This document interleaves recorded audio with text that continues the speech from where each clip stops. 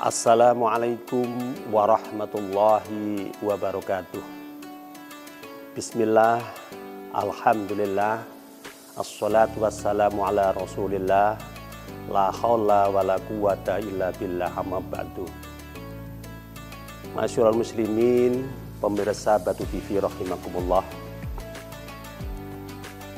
Di saat kita melaksanakan ibadah kepada Allah, apakah itu berbentuk sholat, zakat, puasa, atau haji, atau ibadah-ibadah lainnya,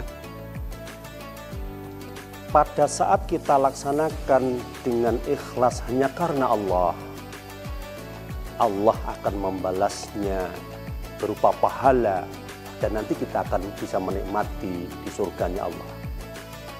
Pada saat kita melaksanakan puasa di bulan suci Ramadan seperti sekarang ini, Allah Subhanahu wa Ta'ala memberikan dampak lebih. Tidak sekedar puasa untuk memenuhi perintah Allah Subhanahu wa Ta'ala. Rasulullah SAW pernah bersabda, "Summu tasihu." Satu hadis yang diriwayatkan oleh Imam At-Tabrani dari sahabat Abu Hurairah radhiyallahu anhu. Rasulullah SAW bersabda, "Summu tasihu." Berpuasalah kamu sekalian, niscaya kamu akan sehat. Sebagaimana buku yang saya baca, ada tokoh kesehatan yang sudah bisa mengungkapkan rahasia puasa itu terhadap kesehatan. Beliau bisa menginventarisir sampai 9 poin. Dengan puasa itu orang menjadi terbebas dari obesitas. Dengan puasa itu orang menjadi normal detak jantungnya. Dengan berpuasa itu bisa mengendalikan penyakitnya diabetes dan lain sebagainya.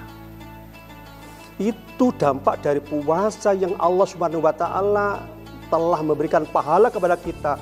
Nanti kita petik di akhirat itu, di dunia saja kita sudah diberikan kelebihan-kelebihan, manfaat, kebaikan oleh Allah Subhanahu wa Ta'ala.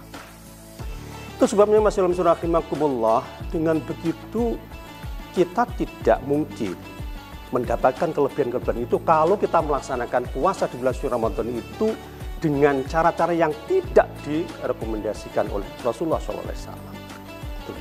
Sebagaimana kita tahu, masyarakat kita, masyarakat Jawa saat itu, mereka melakukan puasa itu bedur, 24 jam tidak makan, tidak minum. Bahkan dulu itu untuk mendapatkan kesaktian tertentu itu orang bisa saja tidak puasa itu 41 hari.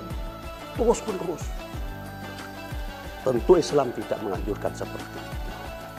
Rasulullah SAW wanti-wanti kepada kita semua, la tazalu ummati bi khairin ma akharu sahura wa ajlul fitrah.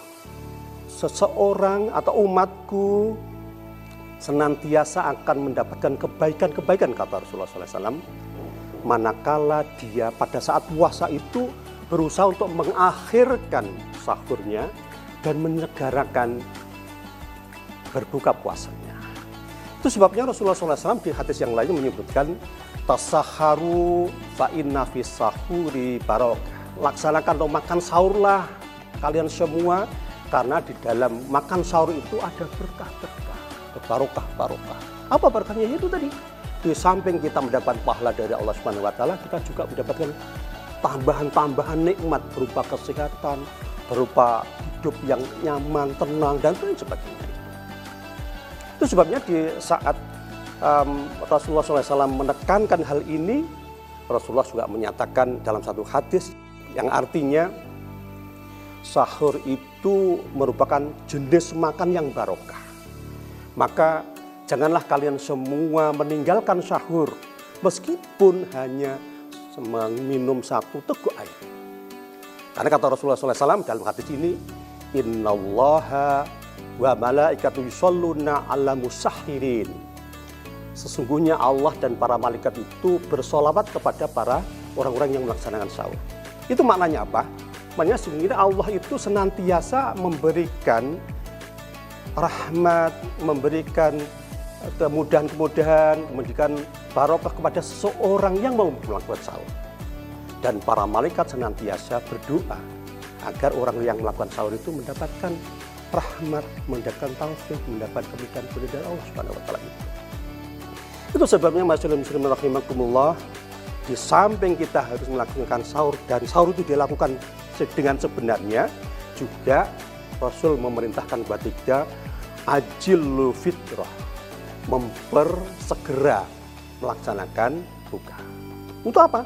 Biar itu tadi ada senggang waktu untuk melaksanakan tidak makan tidak minum, berbatasan waktu tadi itu.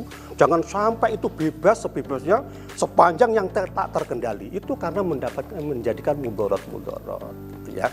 Sehingga kita harus mensegerakan buka. Dan etikanya buka kita itu tidak harus makan sebanyak-banyaknya sampai meninggalkan sholat. Tetapi kita makan seperlunya. Kalau mau makan dulu sedikit, setelah itu sholat silahkan. Nah, setelah sholat makan lagi silahkan. Gitu. Dan etika yang benar, Rasulullah SAW mengajak kepada kita semua berbuka itu yang baik makan kurma. Ya, apa 1 butir, 3 butir. Gitu.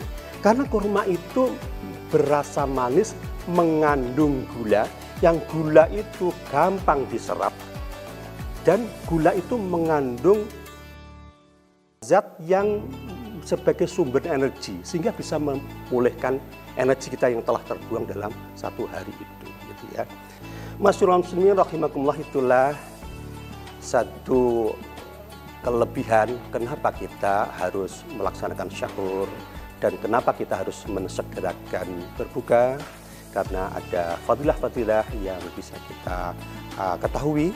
Dan kita ada satu etika yang harus kita lakukan. Mudah-mudahan bermanfaat bagi kita semua, dan mohon maaf atas segala kekurangan. Sa'afi wallahu muwaffiq ila aqwamit thoriq. Wassalamualaikum warahmatullahi wabarakatuh. Kampus Unggul telah meraih berbagai prestasi gemilang di kancah global. Saya merasakan pendidikan tinggi Islam yang maju dan modern. Di sini, Unisma Malang, kampus unggul terakreditasi internasional, siap mencetak generasi entrepreneur muda profesional dan pemimpin perubahan. Universitas Islam Malang. Terbang melesat menuju Universitas Berkelas Internasional.